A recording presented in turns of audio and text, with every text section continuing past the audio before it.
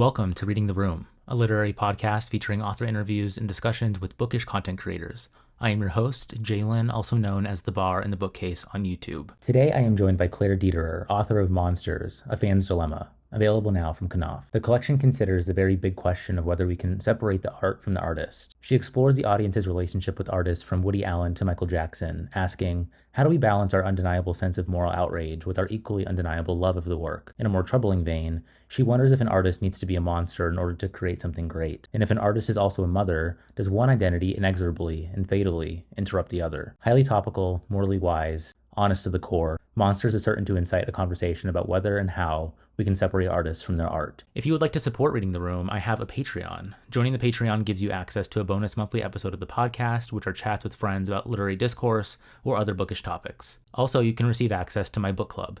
I select a book each month, and you can join me near the end of every month on Zoom to discuss it with other Patreon members. If you miss it or cannot join, the book club recording will always be uploaded to my YouTube channel, so you never miss out. Reading the Room is an independent podcast, so every member contributes to making this the best literary podcast it can possibly be. Thank you to all who have joined so far, and I look forward to meeting more of you at patreon.com/readingtheroom, also linked in the episode notes. Other ways of supporting the podcast include leaving a 5-star review wherever you get your podcasts, or otherwise sharing the episode with friends, family, anyone you know that loves literary fiction. Now, let's get into the discussion with Claire Dederer. Claire, thank you so much for joining me today. Thank you so much for having me. I'm really happy to be here. So this is a literary fiction, focus podcast, and this is a book of nonfiction. And so I just wanted to say first, thank you for coming on. And I'm really excited to talk about this because this question of separating the art from the artist is a very huge question. And to tackle it in a book seems like a really huge, daunting task. And I wanted to ask you first about going from having a viral essay on this topic in the Paris Review and moving to an essay collection,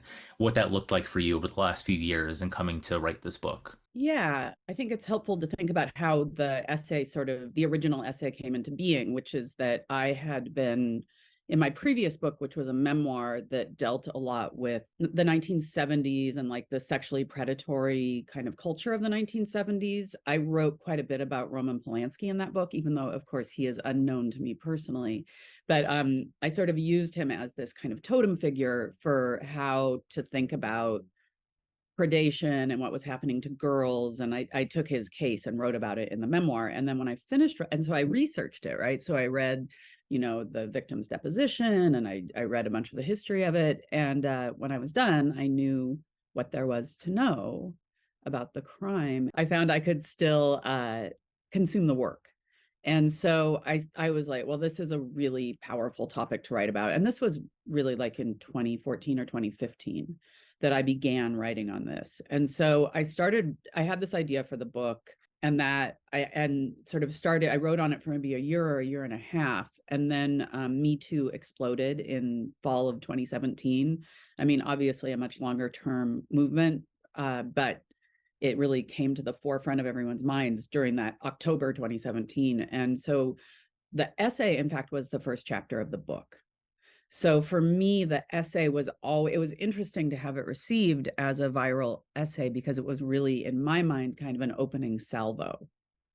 So it's been interesting to navigate its reception and both appreciation of it and arguments with it from it having been published as a standalone thing when it was really opening the door always into this longer work. So that is how the essay kind of came into being, which isn't quite what you asked, but sort of makes the whole thing make more sense. Yeah, no, absolutely. I mean, my next question for you is just about, the structure of it and having 13 essays and how you landed on each topic that's addressed in each essay. Like, when did that structure land for you? Right. So I worked on this book for a long time, and I love being asked questions. Every writer loves to talk about structure. It's like if only that could be all we did was just chat all day about structure.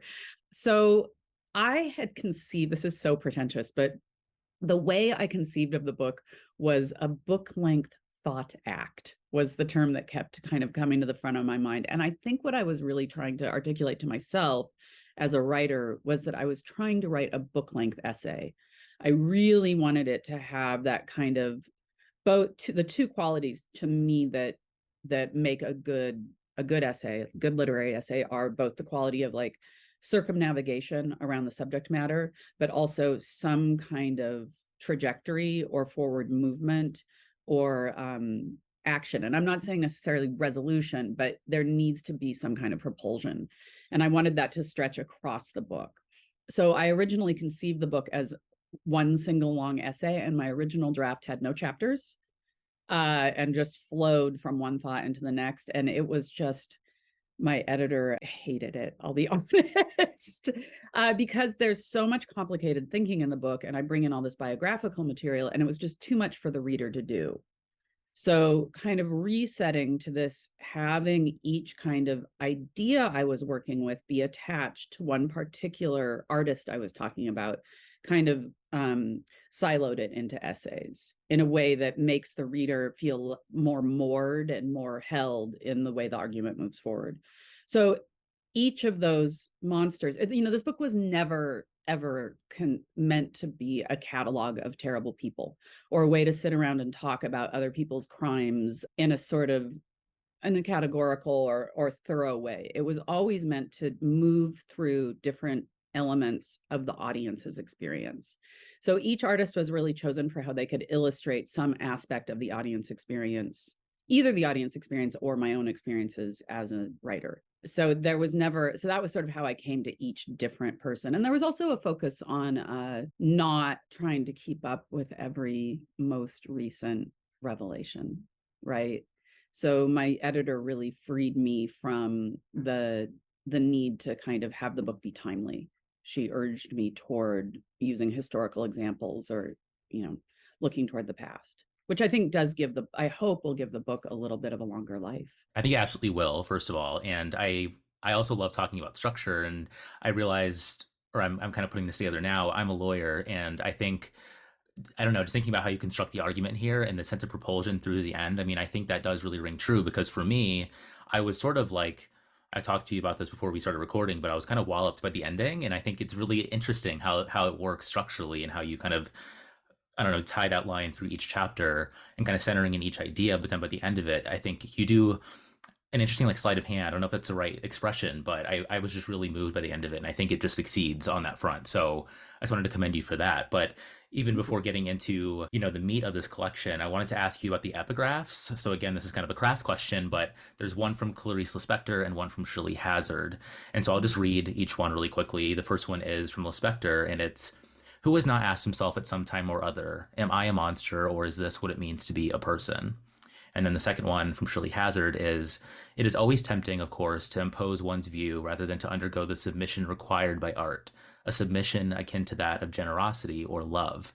And coming back to that, after finishing the collection, I was kind of tying it to that idea of love. I was so moved by that, and seeing how you structurally, even from the very beginning with the epigraphs, kind of, contain everything within those two. So I just wanted to ask you about choosing those and that process. The epigraphs, I think that's a really fun question. I think epigraphs are something every writer really enjoys choosing. And it's kind of, I think every book is in conversation with other books. And the epigraph is one of those places where we get to peek at how a writer's, doing that, being in conversation with other writers. This book, obviously, there could be an epigraph a day for this book. We could do a page a day calendar of epigraphs for this book because there's so many incredible quotes about it. There's some really beautiful quotes from Richard Sykin about monsters. I don't know. Do you know his work?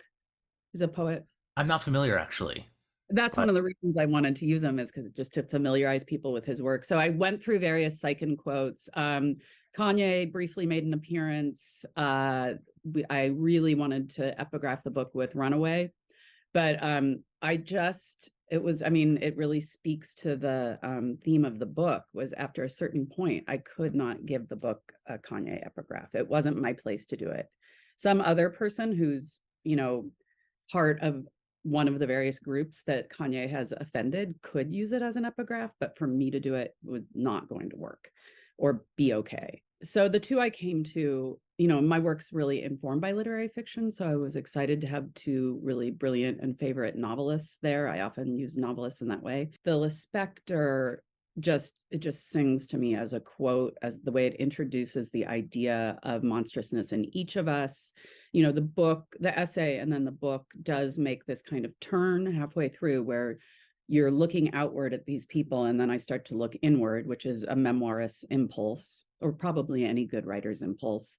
and ask, well, where do I fit in this picture, and how much can I call myself by this name? So I feel like those questions are so inherent in her work. So I was really happy to have that there. And the Shirley Hazard quote is just, it just, in a very cool, analytical, and almost like, I don't it's almost mathematical, that quote. She reveals sort of the conclusions the book comes to, which is that we're subject to feelings about these people who make this work. We have all this emotion around the sort of accusations and our own experiences as victims, and thinking about all the dynamic around what the person has done wrong. And what often gets lost in the conversation is that same intense emotion around love of the work, which the Hazard quote really gets at. Yeah, absolutely. I mean, it speaks to that idea of the sort of like us versus them dichotomy that's presented in a later essay, in which you kind of explore how the audience sort of, I don't know, imposes like the badness on the artist to sort of avoid reckoning with their own badness. And I think that's a really interesting idea. But before we get into there, I guess let's just dive into the meat of these essays. And I wanted to start with Polanski. And there was this really interesting idea that you present early on. Well, the book reckons a lot with the potential for a formula to figure this out, right? Like, can you weigh the badness of an artist versus the goodness of their art to come to some conclusion about, yes, it's acceptable to consume it or to be okay with it? One thing you mentioned is, if Polanski's films were bad, then we could maybe just end the inquiry there. Like, it's fine if he's bad because his art is bad, so we don't even have to deal with it. But if it's good, we necessarily have to then reckon with the stain, which is an idea that I love and a really interesting image that you rely on in this collection. So can you just talk about that first step maybe of an inquiry about good versus bad art as an initial like litmus for raising these questions? Yeah, I think I bring in this idea at the beginning of the book of this really simple balancing, like you say. Sort of, and I think that that's the reason. There's a lot of reasons that Polanski is the person I talk about in the opening chapter, but one of them, I mean, and it's just chronologically factual that that's how I came to the problem. But there is something so absolute about the kind of weighing in his case. You sort of, the crime is absolutely, it happened and it's unacceptable. And the work is, not only beloved by me, but acknowledged to be incredibly important and good. And I sort of gesture at this idea of good. Like I talk about feeling the goodness when I'm watching even the lesser films. And then I go into talking about Rosemary's Baby and rewatching it and just being, trying to catalog some of the different ways that it's such an incredible film. So to me, Polanski, because he has these sort of absolute qualities of badness in person, goodness in art, he sort of brings up this question in starkest relief. So that was why he kind of came forward as the first person. But of course, as the book goes on, and we'll probably talk about this, even that very idea of something being good is intensely scrutinized. And I think that one of the big objectives of the book is to talk about who decides what's good and what kind of critical authority says something is worthwhile. So I kind of throw those things out in the opening chapter and then start to reel them back over the next few chapters. So I wanted to dive into that here because I loved the section about criticism and about genius. Both chapters that kind of, I think they're next to each other, if I recall correctly. But I want to ask you about this idea of subjectivity, because I think it's so important to this book in thinking about your role as a critic and how I myself, I guess, am thinking about this as not a critic, but I've been, I don't know, documented on my BookTube channel and on this podcast, and me even doing this venture of trying to talk to writers about how to think about art and how to talk about it and what authority is there to say that something is good or bad. I think these really hard questions. And myself, I try to, I don't know, I've been reckoning with my own ideas around what is the right way to think about art. Is there an objective viewpoint that says like this is good or this is bad? Or certain critics that I love, they say something that I liked wasn't good, and I'm like, wait, is this bad? Like, I don't know. So I loved how you address these questions in a really fun and interesting way. And I wanted to hear your thoughts on how you kind of landed on thinking about this idea of objectiveness versus subjectiveness, and your, just to paraphrase, your preference for subjectivity and criticism that you consume and you publish? First, I want to kind of back up to something you said about you not being a critic. And I think that that's really interesting because you're working in media, you're producing something, the something is about books, and the perspective you're working from is one of enthusiasm and love. You talk about work that probably only that you actually like. Is that correct? I mean, you're not having people on whose work you don't care for. Yeah, absolutely. And I think that that's like a very interesting way to think of criticism. It's like because it's in the name, right? It's critical. But a lot of the work of criticism, the invisible work of criticism, and some of the most difficult work of criticism is to say positive things, is to find articulate ways to express love. So I just wanted to sort of speak to that because that really does kind of tie into some of my I think you are a critic, in that sense. You're curating, you're choosing, you're narrowing, you're focusing, and you're bringing an intelligence to what you're consuming. That's what a critic does. So I think that enthusiasm is one of the things I'm really looking for in a critic. It's fine to be able to do takedowns, but it's more important to be able to talk about what you love. And that, of course, does come from the subjective place. For me, I started out as a critic when I was very young, and I was a good writer, but I didn't have training. There's no critic school. I really hewed toward a subjective criticism, partially out of insecurity. It's like, well, what do I know? I'm just going to say what I think, or I'm going to, I talk about this, like, always leading with the I in my critical writing. And I think that on the one hand, that came out of a insecure kind of unsureness about my own authority.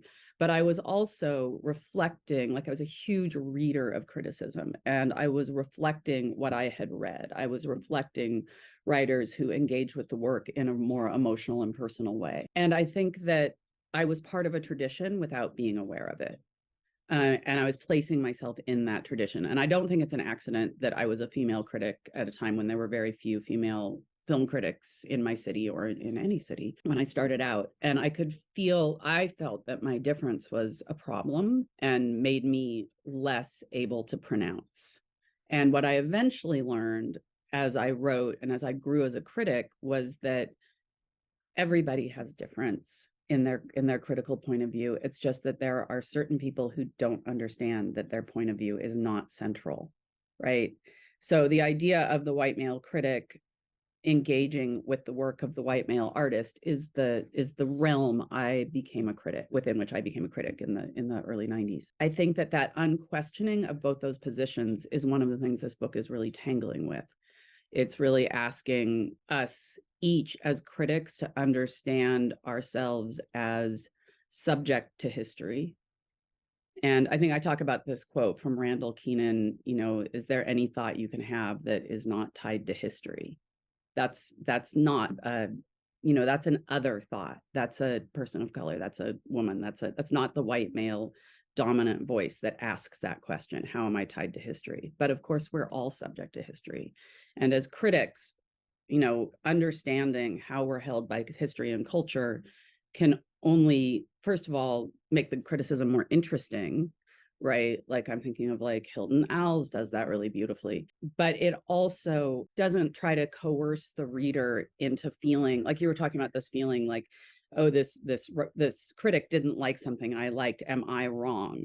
It allows more room for different viewpoints to sit next to each other and both be true. Going off of that, one of my questions for you was about how this collection avoids being didactic, right? Like I feel like the book really asks the reader, and it's my favorite type of criticism, is like this idea of having them grapple with their thoughts, like in conversation with you in a sense, rather than. So I guess I wanted to ask you about that in terms of how maybe it's part of like what you said earlier, like your memoiristic instincts. Like how did you permit the reader to then grapple with their own thoughts and kind of imposing yourself in this as well? How do you kind of like balance those forces? Yeah, I think that, the relationship with the reader in this book is really complicated, or was complicated for me in the process of writing it. And at the end of the book, I come to the work of Pearl Clegg, who wrote this essay, Mad at Miles, which is about her relationship to the work of Miles Davis. And reading Clegg's essay really changed my own relationship to my own writing, because what I saw was her, the essay, her writing on it is so subjective. She talks about how Miles shapes her days and years, and she has this rage at him, and she doesn't want to be mad at him, but she is. And there was a way in which that allowed, when I read that, it opened a door for me in terms of her focus on her own subjective experience. And again, her own place in culture, history, race, all those things opens up the perspective of the reader, right? Her statement of her own subjective experience is like a permission structure, right? For you to have your own response. And I thought, oh, this is something I can work with as a writer, that I can just keep returning over and over to my own perspective and trying to be aware of how all those things are working on me. And so hopefully I hope that that's what gives the feeling you're having, that the reader gets to have their own response. I also, I did have a real come to Jesus in this book about 2 or 3 years into it, because the book is so, I think because of my memoiristic impulses, and also because of the kind of essayistic walking around the problem structure of the book, there is a lot of ambiguity and ambivalence in this book. I have certain conclusions I come to, but even when I'm coming to them, I feel like they give permission for the reader to go somewhere else. And I got worried when I was writing the book that I was doing this because I'm afraid of the internet. So I had to really look at that as I was writing and think like, okay, there's ambivalence here. Am I writing for a bad faith reader? Am I covering my ass so that I don't get attacked from this side or get attacked from that side? Am I finding, what is the very worst possible position, which is the moderate or centrist position? It's compromise does not equal truth. I think we've found, if nothing else, in the last few years. And I had that was a reckoning in the writing of the book, was, am I writing for the bad faith reader? And I really, and so I went through several months of really tangling with that, and then realizing like, no, this is how I think about the problem. And I can rest in my own ambivalence and ambiguity without thinking that it's an appeasing impulse, right? That's not, you didn't ask about the internet, but it definitely, the internet is Twitter is, like looking over my shoulder in the writing of this book. You're thinking about this and being ambivalent about the topic. I mean, the book and the essay also talks about shame and the threat of being, shamed for loving problematic artists, in the role that us as audience members have in terms of feeling that shame, or the threat of being shamed on the internet, which is now being proliferated with biography, and this idea of overwhelming biography about people kind of creating a bigger issue around art versus artists, and why I think it's so prevalent now, when maybe many years ago we weren't as aware of biography, and now it's kind of a force that we are necessarily grappling with. So yeah, I wanted to ask you about shame and your ideas about the upcoming publication of the book. And do you still feel nervous about the response to it? I mean, in a single word, yes. But I mean, I will toss it back to you. I mean, I think it's like, how do you, like, what is the feeling when you're going to post something, or what's your experience of doing something public? What do you have any of this emotional profile? Yes, I'm terrified about everything that I do on the internet, even if it's like something that's so, I don't know, boring, or like, I definitely have those impulses. I'm a very anxious person as well. So I think that kind of plays into it. So yeah, I can only imagine, like, that's why I love talking to authors too, because I've never published a book, and I feel like that must be one of the most vulnerable acts you can do, is putting your brain on the page and having people say whatever they want about it. It seems like a lot. So A lot is right. Yeah, I think this shame is something that we're all sort of living with all the time when we're making something. What do you do with that? How do you move through it is something that I think every artist has to deal with all the time. But especially when you're a nonfiction writer, there's so much, you can't hide behind the fact that it's art, or, some other kind of more defended representation, right? So I think that it's just part of what we live with. I know that there's people who can't write because of it, and I understand that. What I did was this. I went through the book and I just poked at every sentence to make sure it was what I really thought. And that was all I could do. I don't know what more you can do. I think that Danny Shapiro once told me that she was told by the Buddhist teacher Sylvia Boorstein that you write to the best of your wisdom with each book, and that's going to change, but you can't, that's all you can do. And so I tried to remember that, but yes, I'm nervous. So that's just part of the package. I don't have any real wisdom on this. No. I thank you for speaking on that. It's just something I'm always, curious about. But I also, just from my own experience, I don't think you have much to worry about because I think it's fantastic, and I think you'll receive mostly praise, I would assume. But There'll be argument. I mean, but I think that, I guess, more interesting to me, I think it's a really good question. And I think the reason it's more interesting to me is as almost a process question, or it's not a craft question per se, though it would be a really, really interesting thing to do a craft talk on. The presence of the internet in the mind of the writer, I think, would be a really interesting thing to address to students of nonfiction writing, because it's, that's all I'm interested in as a writer, is these sort of ghosts or kind of ghost problems that are shaping us without us realizing they're shaping us, or shaping me without me realizing it's happening. And I think the internet and how it affects our process is like a great kind of ghost problem that no one talks about. And Melissa Febos actually has a really incredible interview about this, where she talks about, you can't write for the bad faith reader.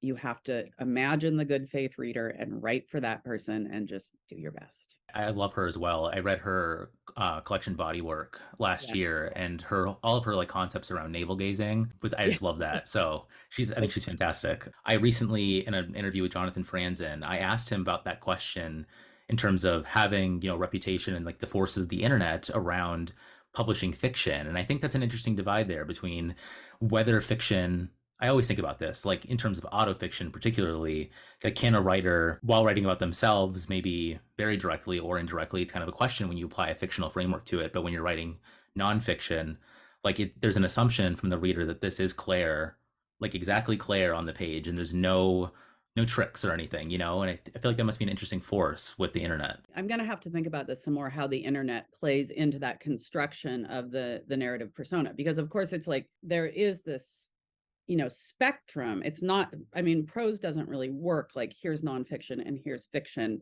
and they're completely separate from each other, right?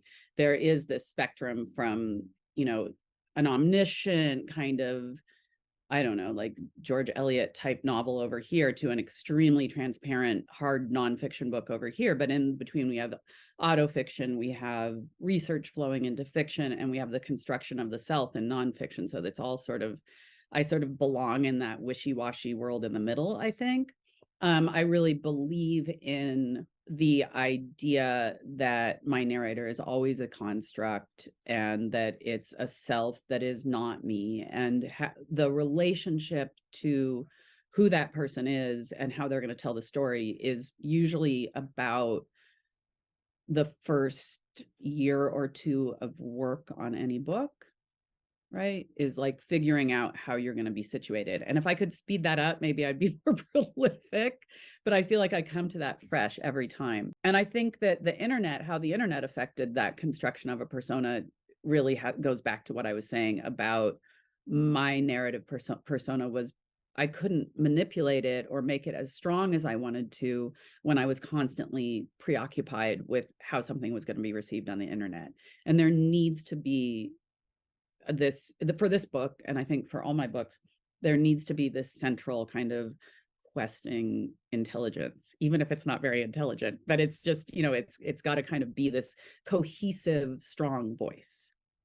So allowing that to be defrayed by the internet just takes away that opportunity for the narrator to exist, for that Claire to exist. As you were speaking, I was thinking about how this might relate to sort of kind of what I took as the thesis of this book, in terms of how it's reconciling between this idea of the stain and love as two permanent forces that everyone who consumes art has to deal with, right? So I guess I'm jumping to the end of the book here, but I want to ask you about love, how that informs your writing and consuming of art, and when in the craft of this book you landed on love as something that you wanted to address in these topics. I mean, honestly, it really jumped out at me when I started reading. I mean, it had to do with stuff I consumed that I loved to start with, but really reading Pearl Clegg and seeing the deep emotional coloration of that writing made me start thinking about, well, she is writing about love and hate, and these are feelings when she's talking about how she feels about Miles. And I also started to notice how I use a passage from Forster about all these different characters and Howard Zinn listening to Beethoven.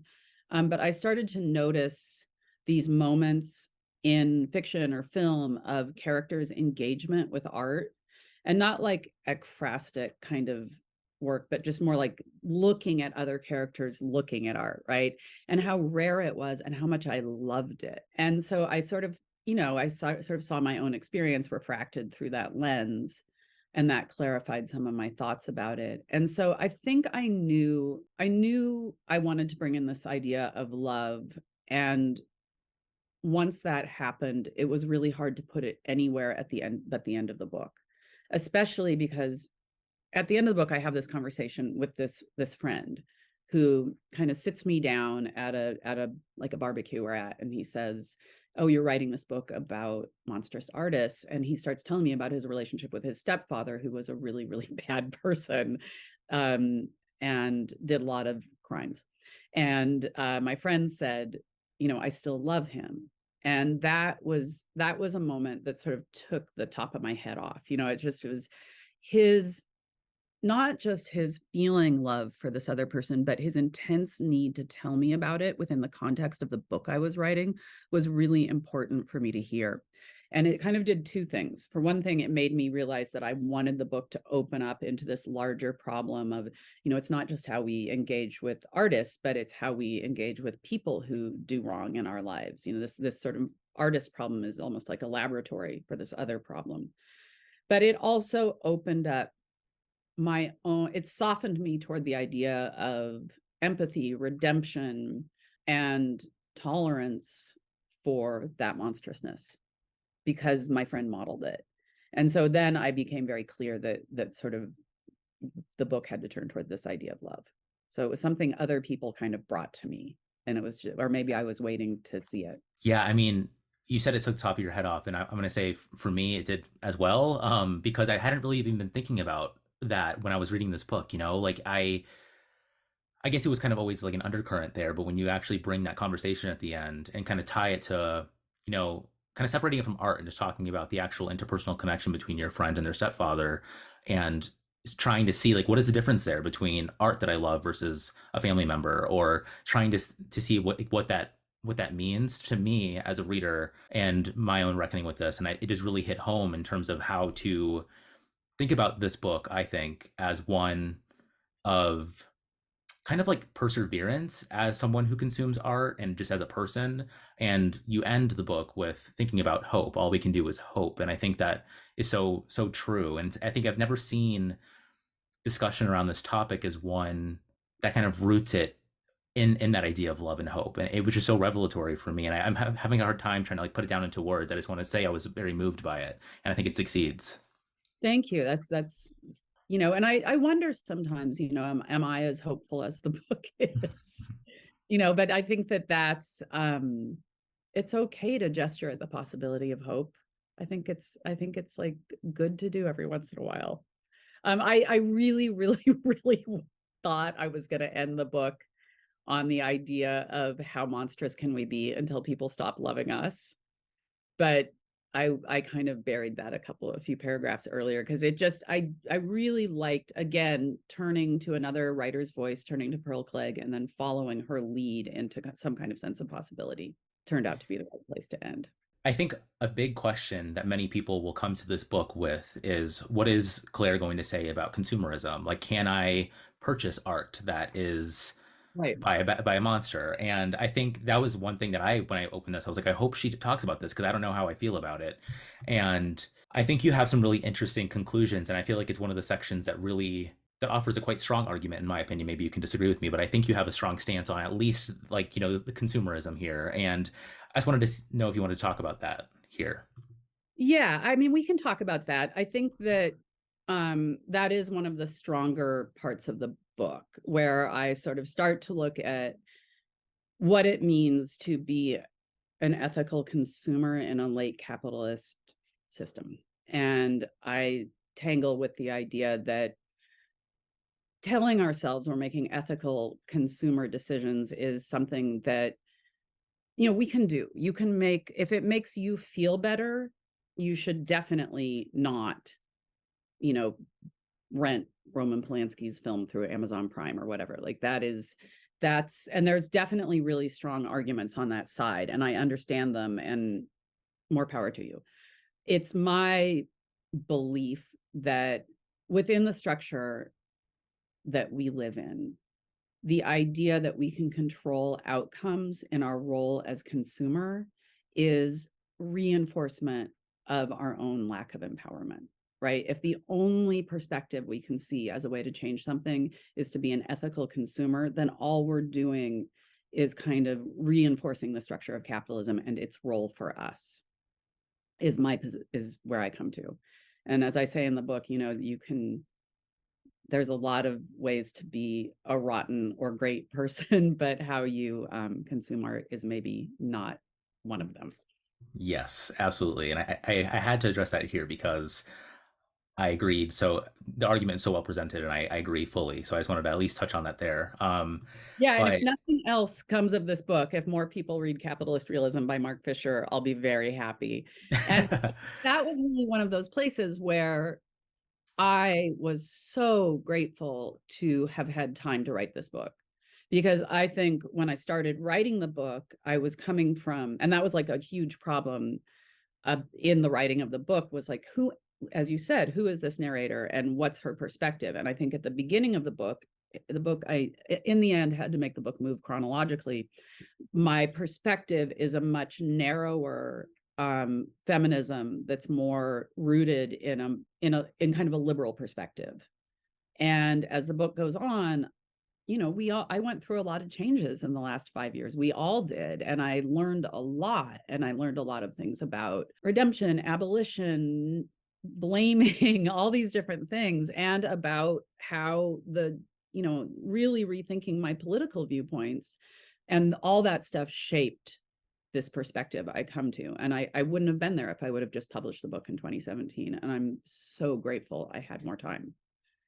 But then representing that transformation of that narrator to get her to that point was part of the project of the book as well. I have been having this joke with my boyfriend that everything now is a project or an interrogation, and I've got to stop saying it. I'm really I'm trying to get rid of interrogate and project, and I'm failing. we're talking about huge, very deep things here. But there's a lot of humor and fun and levity in the book and in your writing. And I found it to be a joy to just read it. And also I liked when you interjected within essays with like your own little quips or something. And I just wanted to ask about your experience, like writing that and how you knew when to include them or how you like edited that. Just general curious about the craft.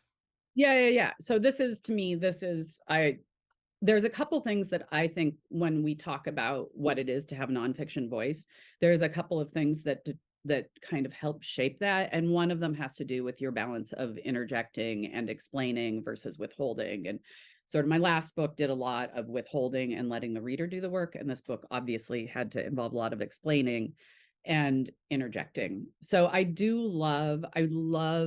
brought up George Eliot earlier, and Jeffrey Eugenides is another person I can think of who does this. I love a really old-fashioned, Forster does this, an old-fashioned novelistic voice where we see the hand of the author. And they come in and they sort of, Jeff Dyer is brilliant at this, and they sort of let you know where they are. They have this dynamic with the reader that is, of course, that's constructed but transparent. And that is something that's really important to me, both as a reader, but also in all my writing. That bridge is very funny to me, but it also speaks to something that is super generative for me as a writer, which is creating this authorial, this way that as a writer, I let you know that the narrator is a construct, right? So there's this kind of duality in the voice. This is really pretentious and over-explained, but it is how I think about it. So it's just fun to me, and it's something that I really turn to. I mean, you really see it in like early 20th century and late 19th century writers, that authorial intrusion, that just old-fashioned Victorian authorial intrusion is a well I go to over and over. And it doesn't necessarily look Victorian, but that's where it comes from. I don't know if that answers your question. No, I love that. It absolutely does because I read Middlemarch last year, and that book was really like a turning point for me, I feel like, in like my reading life. And Yeah. I loved how she does that in that book. And I love books that are aware of their form. And that's why I wanted to ask you about that, because I think it's so interesting. I read primarily fiction, but it was interesting seeing in a nonfiction form how you do that. And just I love when things are meta in their construction, or as soon as I know that the author is bringing the reader like awareness to them and their presence in the work. I think it's just so fun. I think like the other thing is just going back to that idea of hope. I think there's a really interesting role that humor plays in the book. I was thinking about this last week, just the sort of the humor, a lot of this is so dark, and there's some ways in which the humor is simultaneously a way to be hopeful, even if it's being completely, it's very, very black humor. It brings in this kind of note of possibility or of connection that maybe isn't there if we just focus on what's bleak. The book cover is interesting on that front as well. And I had to ask you about it because I want to know where it came from and if you have a story behind it. Yeah, thank you. So that's a photo of Picasso at the beach, and he's wearing the bull's head. And I mean, there was a period where I was going to have the whole book have a theme of bullfighting, because there's so much about bullfighting in the Genius chapter that could have been expanded on. Both Picasso and Hemingway were obsessed with bullfighting, and there's so much about the masculine idea of what art is and what the artist should be, and the bullfighter himself as artist. Like I love that whole imagery of the bull, and it fell out of the book eventually. Like there's certain, you have to keep it light stepping, but so I loved that it was a bull. I loved that it was Picasso. I saw it in it's an old time Life photo, and I think I just saw it online when I was researching Picasso, and it sat on my desk for the entire time I wrote the book, just that particular image, and it just made me laugh every time. And there's something about, one of the things I write about in the chapter on genius is that both Picasso and Hemingway didn't just sort of inhabit the role of genius, but they helped create it, because they were these images of the artist or the writer in the early era of mass market communication, and they stepped in and really started to define what the genius would be. And I think the fact that from the time I was a little kid I could recognize Picasso is fascinating. It's not like I grew up in an arty household. And so there was also like the thing I actually really love about that photo, and I know it's not true for every viewer, but Picasso's torso is so recognizable to me. And that's just wild to me, that you could know somebody from 1930 whatever from their torso, is just fascinating as this mass market image that he made out of himself. So there's a lot there for me. And I was really surprised, first of all, I was surprised that they went for it, because it is very confrontational, and that we were able to get it was fantastic. I think it's perfect. I didn't know that. I meant to look into it before I got into this interview. I wanted to know what the reference was. I didn't know it was Picasso. So thank you for letting me know Yeah. about that. Yeah. No, I think and I love that it worked for you, even though you didn't know that it was Picasso. Like for all Yeah. you, my dad, like could be anyone. Yeah. I guess the last question I have for you here is just generally about book recs. Like, are you reading right now? Anything you read recently that you really enjoy? So it's a funny moment. I'm just about to start reading The Late Americans by Brandon Taylor. It's on its way to me, which I'm very excited about. And I'm going to do an event with him. Oh yeah, I'm really excited about that. I love his work. So I read mostly fiction. There is some nonfiction that have influenced this, but I'm just constantly reading novels. And there are two books right now that are having moments of chicness on the internet that I did not expect. And one is Cassandra at the Wedding, which is being much, and I just read it for the first time. I just finished it this morning. It's incredible. I mean, it's an early queer protagonist. It's this incredible family chamber piece. It's hilarious. It's really dark. I don't know. Have you read it? It's No, I own it. I've been seeing it on Twitter like semi-frequently, so that's interesting. Okay.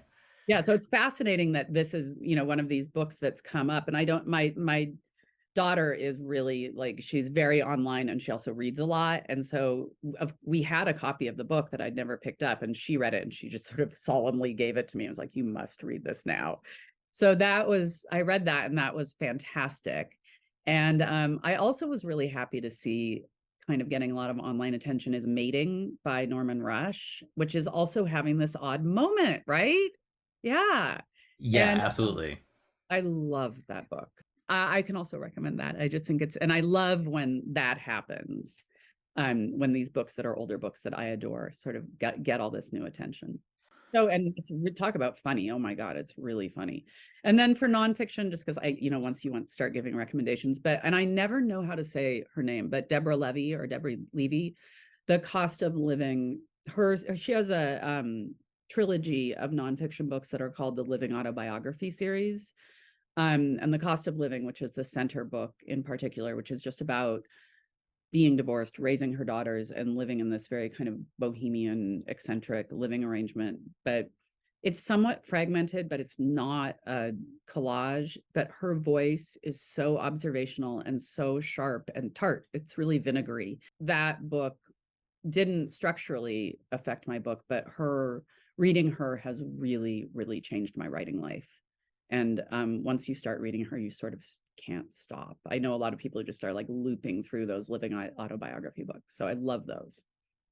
Thank you. She's like a gaping hole. I need to read her. I have her. She's a new novel coming out in June, I believe, which I'm really excited about too. Yeah. But I definitely need to check her out this summer for sure. Yeah, the nonfiction's incredible. Awesome. Thank you. I mean, thank you for the book recs. I always get like my best book recommendations when I ask authors for them. So that's funny that you mentioned Mating as well. But thank you so much. And thank you for joining me today. I hope I did this book some justice. I loved it. I'm going to be grappling with it for a long time. And I think everyone should read it. I really feel like it's such like a pivotal and necessary book that, I don't know, really moved me. Again, I was kind of weepy by the end of it. I was so surprised by it. So Yeah. thank you for, expanding my mind and joining me today to talk about it further. It really means the world. Oh, thank you. I feel like you read me so well, and I'm just really honored. So thanks a lot. It was really nice meeting you here.